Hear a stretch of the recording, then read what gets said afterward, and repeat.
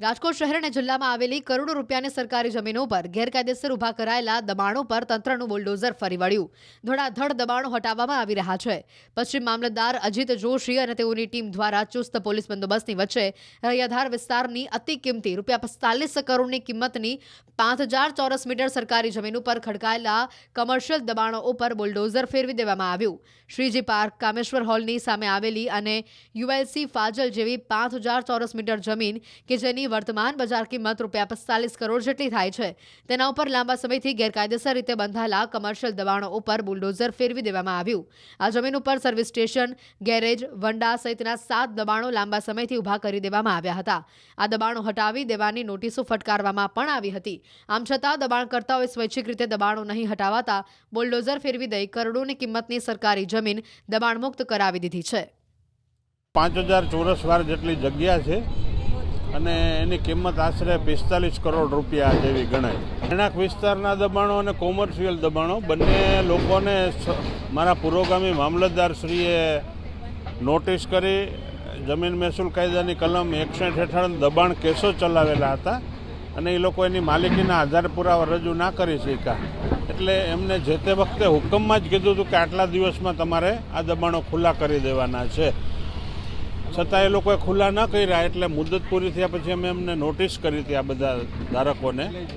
એટલે તમે જોઈ શકો છો અત્યારે એ લોકો પોતાના જે વાણિજ્ય હેતુના બધા જે મશીનરી આ તે હોય એ ખાલી કરીને જતા રહ્યા છે. રાજકોટ શહેર અને જિલ્લામાં આવેલી કરોડો રૂપિયાની સરકારી જમીનો પર ગેરકાયદેસર ઉભા કરાયેલા દબાણો પર તંત્રનું બુલડોઝર ફરી વળ્યું. ધડાધડ દબાણો હટાવવામાં આવી રહ્યા છે.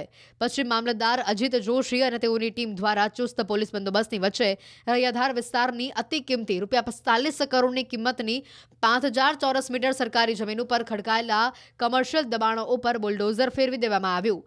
શ્રીજી પાર્ક, કામેશ્વર હોલની સામે આવેલી અને યુએલસી ફાજલ જેવી 5000 ચોરસ મીટર જમીન કે જેની વર્તમાન બજાર કિંમત ₹45 કરોડ જેટલી થાય છે, તેના ઉપર લાંબા સમયથી ગેરકાયદેસર રીતે બંધાયેલા કમર્શિયલ દબાણો ઉપર બુલડોઝર ફેરવી દેવામાં આવ્યું. આ જમીન ઉપર સર્વિસ સ્ટેશન, ગેરેજ, વંડા સહિતના 7 દબાણો લાંબા સમયથી ઉભા કરી દેવામાં આવ્યા હતા. આ દબાણો હટાવી દેવાની નોટિસો ફટકારવામાં પણ આવી હતી. આમ છતાં દબાણકર્તાઓએ સ્વૈચ્છિક રીતે દબાણો નહીં હટાવાતા બુલડોઝર ફેરવી દઈ કરોડોની કિંમતની સરકારી જમીન દબાણમુક્ત કરાવી દીધી છે.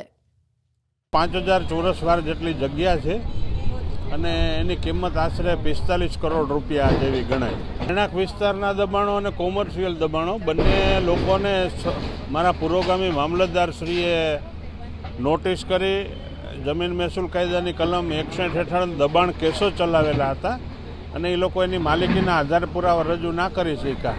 એટલે એમને જે તે વખતે હુકમમાં જ કીધું હતું કે આટલા દિવસમાં તમારે આ દબાણો ખુલ્લા કરી દેવાના છે.